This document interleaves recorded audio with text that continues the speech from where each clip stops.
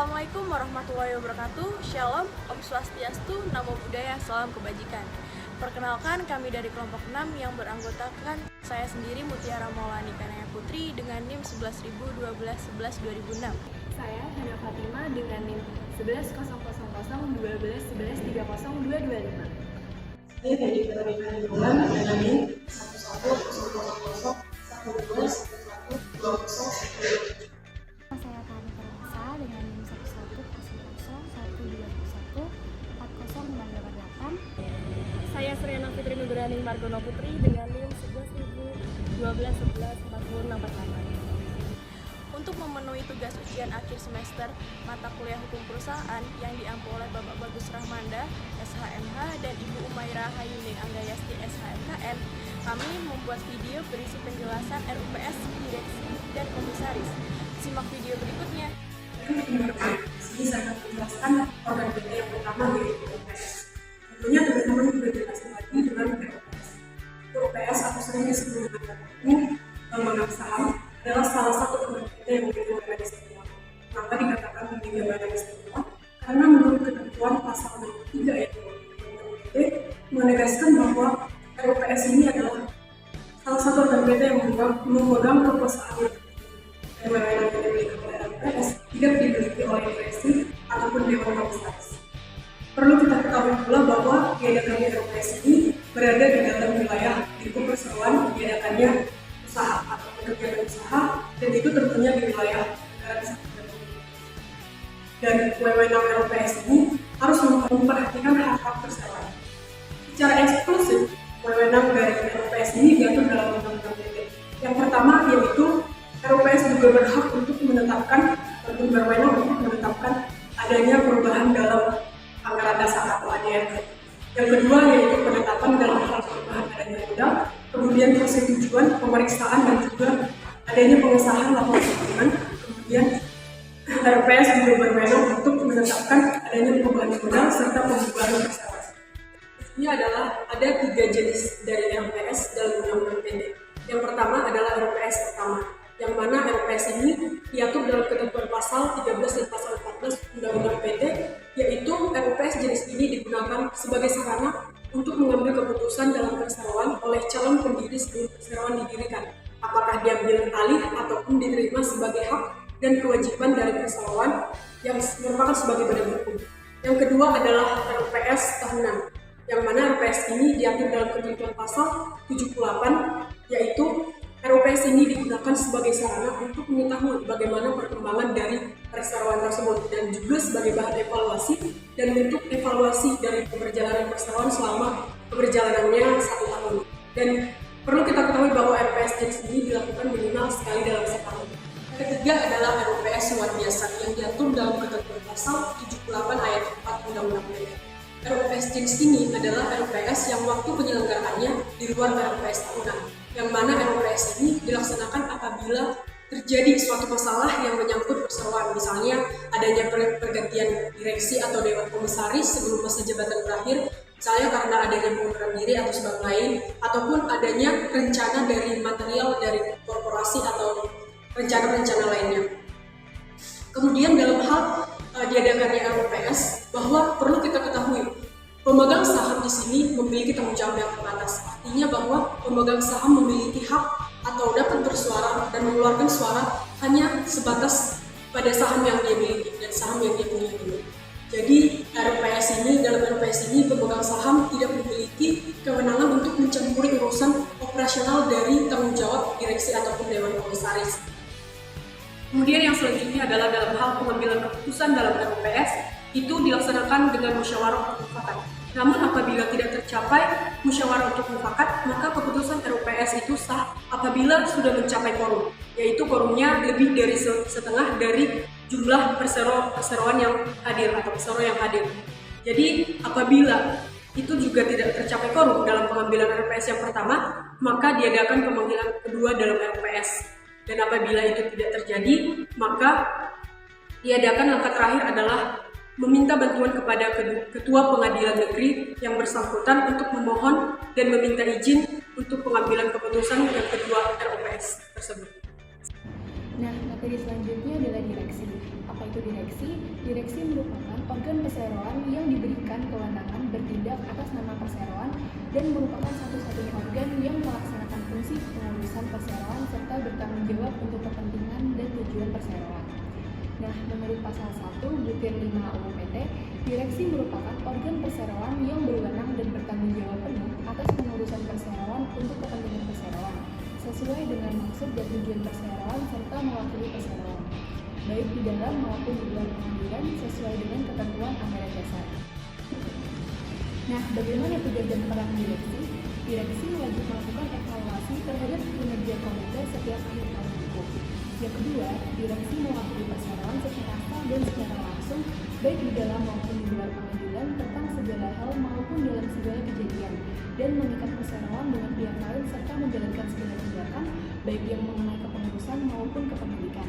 Yang ketiga, direksi wajib membuat dan memelihara daftar pemegang saham, risalah RUPS, risalah rapat direksi, dan penyelenggaraan pembukuan perseroan serta menyimpan semua di tempat kedudukan perseroan. Yang keempat, direksi wajib menyelenggarakan RUPS tahunan dan RUPS lainnya sesuai dengan kewenangan sebagaimana diatur di dalam anggaran dasar perseroan dan peraturan perundang-undangan yang berlaku. Yang kelima, anggota direksi wajib melaporkan kepada perseroan mengenai kepemilikan sahamnya dan atau keluarganya pada perseroan tersebut dan perseroan lain. Yang terakhir, direksi wajib meminta persetujuan dari PS untuk mengalihkan atau menjadikan menjadi angkutan seluruh atau sebagian besar kekayaan perseroan dengan ketentuan tidak boleh merugikan pihak ketiga yang berpredikat baik. Di sini saya akan menjelaskan mengenai hak dan kewajiban dari direksi. Berdasarkan pasal 1 ayat 5 Undang-Undang Nomor 40 Tahun 2007 tentang UU PT tentang perseroan terbatas, yang dimaksud dengan direksi dalam perseroan terbatas adalah organ perseroan yang berwenang dan bertanggung jawab penuh atas pengurusan perseroan untuk kepentingan perseroan sesuai dengan maksud dan tujuan perseroan serta mewakili perseroan baik di dalam maupun di luar pengadilan. Sesuai dengan anggaran dasar dari pengertian UU PT tersebut dapat disebutkan bahwa tanggung jawab direksi cukup besar, namun direksi juga memiliki kewenangan antara lain. Yang pertama, memiliki kewenangan penuh atas pengurusan dan hal-hal yang berkaitan dengan kepentingan perusahaan sesuai dengan maksud dan tujuan dari perseroan tersebut. Direksi juga memiliki kewenangan untuk melakukan perbuatan hukum di dalam maupun di luar pengadilan, sesuai dengan ketentuan undang-undang yang mengatur dan juga tertera dalam anggaran dasar perusahaan. Kemudian selain wewenang tersebut, hak dan kewajiban hak yang dimiliki direksi antara lain yang pertama adalah direksi berhak mewakili perseroan di dalam dan di luar pengadilan tentang segala hal dalam segala kejadian. Direksi berhak untuk mendapatkan gaji, tunjangan, dan lain-lainnya sesuai dengan ketentuan akta pendirian dan anggaran dasar. Direksi berhak mengikat perseroan dengan pihak lain dan pihak lain dengan perseroan. Direksi berhak menjalankan segala tindakan baik mengenai kepengurusan maupun kepemilikan, tentunya dengan pembatasan sesuai yang tertera dalam anggaran dasar.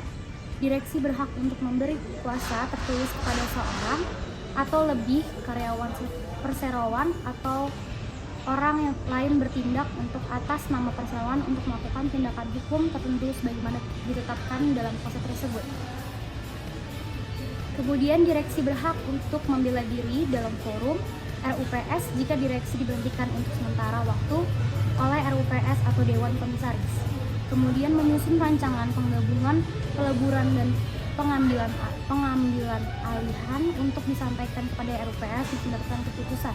Dan kewajiban bagi seorang direksi, yaitu pertama adalah direksi berkewajiban untuk melakukan pendaftaran akta pendirian atau perubahan anggaran dasar perseroan secara lengkap. Direksi wajib mengadakan dan menyimpan daftar pemegang saham dan daftar khusus yang memuat keterangan mengenai kepemilikan saham dari pemegang saham. Direksi dengan itikat baik berkewajiban untuk menjalankan tugas pengurusan perseroan untuk kepentingan perseroan. Direksi wajib membuat dan menyampaikan laporan tahunan terkait perseroan. Direksi wajib menyusun rancangan penggabungan, peleburan, dan pengambilan hak untuk disampaikan kepada RUPS untuk mendapatkan sebuah keputusan. Komisaris merupakan salah satu pihak yang memiliki peran penting dalam perusahaan. Komisaris merupakan peran yang penting atau tertinggi dalam perusahaan, terkadang bisa memiliki atau pemegang saham tersebut. Selain itu, posisi tersebut bekerja erat dengan manajer dan bertanggung jawab atas perkembangan perusahaan dan mengawasi semua kegiatan perusahaan dengan kebijakan dan manajemen perusahaan. Jabatan komisaris biasanya diisi oleh Dewan Komisaris. Komisaris utama memimpin Dewan Direksi. Jabatan seseorang pejabat penting bagi perusahaan. Komisaris berperan dalam pertanggungjawaban kepada para stakeholder dan pemegang saham. Dewan Komisaris yang bertindak sebagai pengawas, menyiapkan laporan pertanggungjawaban oleh pengelolaan dari direksi. Hal ini dilakukan dalam rangka untuk memperoleh pembebasan atau pelunasan tanggung jawab dari rapat umum pemegang saham atau RUPS. Tugas komisaris. Dewan Komisaris memiliki tugas yaitu 1. Mengawasi direksi dalam menjalankan kegiatan perusahaan. 2. Melakukan pengawasan terhadap para anggota perusahaan tersebut. 3. Mengawasi dan mengevaluasi kinerja direksi. 4. Mengkaji sistem manajemen. Nah, yang kelima, terdapat juga tugas dan tanggung jawab komisaris, yaitu memantau efektivitas penerapan Good Corporate Governance dan melaporkannya kepada RUPS. Yang keenam, menginformasikan kepemilikan sahamnya kepada perusahaan untuk kemudian dicantumkan dalam laporan tahunan perusahaan. Yang ketujuh, mengusulkan auditor eksternal untuk disahkan dalam RUPS dan memantau pelaksanaan penugasan auditor eksternal. Dan yang terakhir, menyusun pembagian tugas dari masing-masing anggota Dewan Komisaris sesuai dengan keahlian dan pengalamannya. Nah, selanjutnya, komisaris juga memiliki beberapa hak yang dapat diperoleh dan kewajiban yang harus dilaksanakan. Hak tersebut diantaranya yang pertama adalah hak untuk memperoleh gaji atau honorarium dan tunjangan yang telah ditetapkan oleh RUPS. Yang kedua, berhak untuk memberikan nasihat kepada direksi terkait perseroan tersebut. Yang ketiga, berhak dalam melakukan tindakan pengurusan perseroan, tentunya dalam keadaan tertentu dan dalam jangka waktu yang tertentu. Dan yang terakhir adalah berhak memberikan persetujuan atau bantuan kepada direksi dalam melakukan segala perbuatan hukum tertentu. Selain itu, komisaris juga memiliki kewajiban yang harus dilaksanakan. Kewajiban tersebut antara lain dengan itikat baik dan penuh tanggung jawab dalam menjalankan tugas dan perannya demi kepentingan perusahaan.